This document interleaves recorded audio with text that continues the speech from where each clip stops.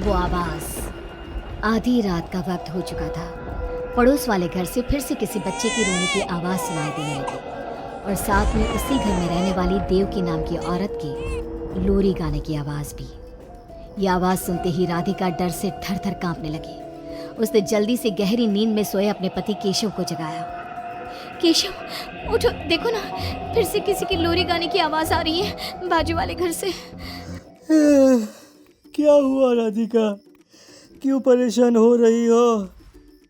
अरे कोई आवाज नहीं आ रही है यार। लेकिन अभी बस 2 मिनट पहले तो देव की लोरी गा रही थी और एक बच्चा रो रहा था। अरे कोई मूवी देख रहा होगा, उसकी आवाज होगी। देवकी और उसके पति मोनिश ने बताया ना कि उनके बच्चे नहीं होते। उस घर में कोई बच्चा नहीं है। अब ना तुम भी सो जाओ और मुझे भी सोने दो। लेकिन अभी बस 2 मिनट पहले तो देव की लोरी गा रही थी और एक बच्चा रो रहा था। राधिका हैरान थी कि आवाज सिर्फ उसे ही सुनाई क्यों देती थी। लेकिन जब उसके पति केशव ने उसकी बात नहीं सुनी तो वो सोने की कोशिश करने लगी। लेकिन राधिका के कानों में किसी छोटी बच्ची के हंसने की आवाज गूंजने लगी। राधिका बुरी तरह से डर गई थी। अगली सुबह मैं दुकान जा रहा हूँ, आज माल खत्म हो रहा है दुकान में। इन दिनों पता नहीं क्यों लोग जमकर खिलौने खरीद रहे हैं। आज बड़े बाजार जाकर सारे खिलौने ले आता हूँ। आप रात होने से पहले आ जाएंगे ना? लगता है तुम देवकी से अभी तक डरी हुई हो। अच्छा ठीक है, देखो घर के पीछे वाली गैलरी में मत जाना, क्योंकि वहाँ से तुम्हें अक्सर देवकी नजर आती है और तुम ना फिर डर जाती हो। ठीक है केशव, मैं आज उधर जाऊंगी ही नहीं। जब भी उधर देखती हूँ कुछ डरावना ही नजर आता है। केशव दुकान चला जाता है। तभी अचानक राधिका को याद आता है कि घर की गैलरी में उसने कुछ कपड़े सुखाए थे। डरते हुए वो वहां जाती है। दूसरी तरफ देवकी की गैलरी नजर आती थी। राधिका जैसे ही कपड़े लेकर वापस आने को पलटती है, उसकी नजर सामने देवकी की गैलरी में पड़ी। वहां एक 4 साल की बच्ची खड़ी होकर उसे घूर रही थी। हे भगवान, ये कौन है? कौन है ये? मैं इससे पूछूं कि इसका नाम क्या है? हाँ, पूछ लेती हूँ, फिर केशव को बताऊंगी। वो मेरी बात पे भरोसा नहीं करते ना। बेटा, कौन हो तुम? हाँ, तुम्हारा नाम क्या है? गुड़िया। तभी अचानक वहां पर देवकी आती है और वो बच्ची गायब हो जाती है। क्या हुआ? आप किससे बात कर रही थी? वो यहाँ पे मैंने एक लड़की को देखा था। वो कौन थी? कहाँ गई वो अभी? कौन लड़की? मैंने कहा ना मेरे घर में कोई बच्चा नहीं है। मैंने देखा था, वो यही थी। वो आपके पीछे कौन है? राधिका को फील होता है कि किसी ने उसे धीरे से पुकारा, आंटी। राधिका पलट कर देखती है तो वहां वो छोटी बच्ची खड़ी थी। राधिका चीख कर बेहोश हो जाती है। जब उसकी आंख खुलती है तो केशव उसके पास खड़ा था। क्या हुआ राधिका? राधिका, होश में आओ। वो तो भला हो देवकी जी का, जिन्होंने तुम्हें बेहोश पड़ा देखकर मुझे कॉल कर दिया और मैं घर आ गया। तुम उस गैलरी में गई ही क्यों? केशव, वो लड़की यहाँ आ गई थी और वो देवकी, वो ठीक औरत नहीं है। तुम पागल हो गई हो राधिका। आज देवकी जी ने ही मुझे तुम्हारे बारे में बताया। क्या सोचती रहती हो? अरे कोई नहीं है उस घर में। अगले दिन केशव के दुकान जाते वक्त, मैं भी आज आपके साथ चलूंगी। अच्छा ओके ठीक है, चलो चलो। अब दुकान पर पहुंचकर, वाह केशव, कितने सारे नए खिलौने। और ये इस पैकेट में क्या है? अरे एक बड़े साइज की डॉल है, मार्केट में नई आई है। सोचा अगर लोग खरीदेंगे तो अगली बार और ऑर्डर कर दूंगा। क्या मैं देख लूं इस डॉल को? हाँ देख लेना। मैं जरा माल लेने बड़े बाजार जा रहा हूँ। तुम दुकान संभाल लो और आराम से बैठकर खिलौने देख लो, ठीक है? केशव दुकान से चला जाता है।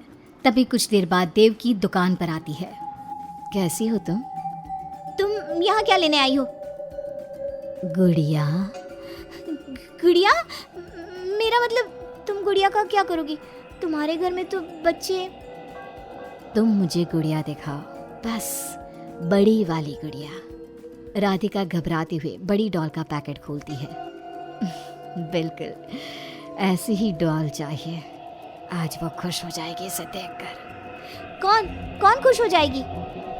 देव की अजीब नजरों से राधिका को देखती है और बिना कुछ कहे पैसे देकर चली जाती है। उसके जाने के बाद राधिका शॉप के अंडरग्राउंड में नए टॉयज का मॉल चेक करने जाती है। वहाँ बच्चों का एक झूला था। राधिका ने देखा कि वो झूला हिल रहा था, जैसे अभी अभी कोई वहां से उतरा हो। राधिका को किसी छोटे बच्चे की आवाज आती है। कौन है वहाँ? वही छोटी लड़की जो देविका के घर दिखी थी राधिका के सामने आ जाती है। आंटी, मुझे गुड़िया चाहिए, वो बड़ी वाली। मेरे पास कोई गुड़िया उड़िया नहीं है। बड़ी गुड़िया चाहिए, मुझे दे दो, नहीं तो मैं ये सारे खिलौने जिंदा कर दूंगी और फिर वो आपको मार डालेंगे। कौन हो तुम? मैंने कहा ना नहीं है मेरे पास बड़ी गुड़िया। अभी तो थी ना, कहाँ गई? वो देवकी ले गई अपने साथ। अभी जाओ और मेरी गुड़िया लेकर आओ, वरना। उस छोटी लड़की के नाखून बड़े हो जाते हैं और पैर उल्टे। वो बहुत ही खौफनाक दिखने लगती है। नहीं देखो, मैं अभी जाकर तुम्हारी गुड़िया लाती हूँ। तुम यहीं रुको। नहीं, मैं तुम्हारे साथ चलूंगी, कहीं तुम भाग गई तो। राधिका शॉप से निकलकर तेज स्पीड में सड़क पे चलने लगती है। उसने पलट के देखा तो वो लड़की साए की तरह उसका पीछा कर रही थी। राधिका देवकी के घर पहुंचती है। दरवाजा खुला था। राधिका अंदर गई, वहां कोई नजर नहीं आया, बस सामने वो गुड़िया रखी थी। राधिका चुपचाप गुड़िया को उठा के वहां से आने लगती है। पीछे से आवाज आती है। रुको, ये क्या कर रही हो? मेरी गुड़िया कहाँ ले जा रही हो? देखो देवकी, ये गुड़िया मुझे ले जाने दो, वरना वो लड़की। ओह, तो उसने तुम्हें डराया। उसे तो मैं बुलाती हूँ। गुड़िया, जरा यहाँ आना बेटा। मम्मा, क्या हुआ? मेरी लाडो गुड़िया को बहुत पसंद है। देखो ना, 10 साल की हो गई, अब तक डॉल से खेलती है। ये तो वही लड़की है, और ये 10 साल की नहीं 5 साल की है।